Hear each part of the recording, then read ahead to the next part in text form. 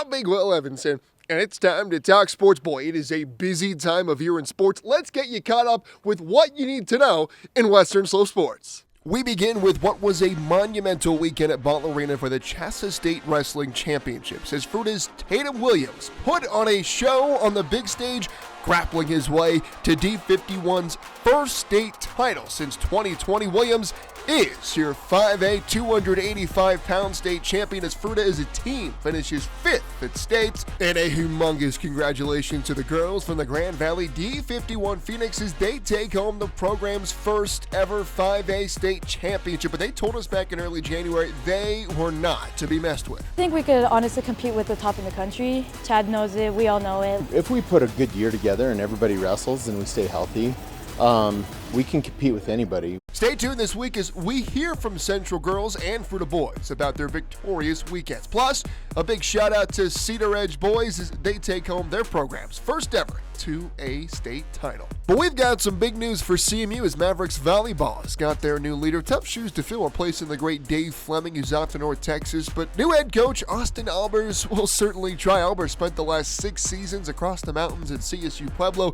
Albers inherited a team that won just 5 matches in 2018 and has since won 93 matches and has had 2 trips to the NCAA tournament with the Thunderwolves. Welcome to Grand Junction, Coach Albers. Meanwhile, Colorado Mesa women's basketball continues to stay on fire. They're the first in the RMAC to clinch their spot in the conference tournament next month as they've won 12 in a row and they are inching closer to a second straight RMAC regular season title. As one of the nation's best players, Olivia Reed-Tyne continues to add to her trophy case. She's this week's RMAC Defensive Player of the Week, her 12th weekly award of her career.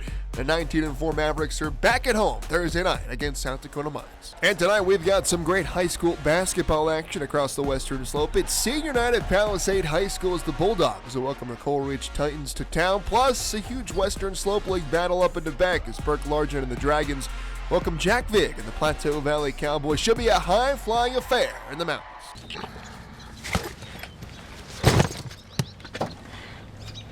I gotta get going up to the mountains, but that's all my time for sports. I'm Big Will Evanson.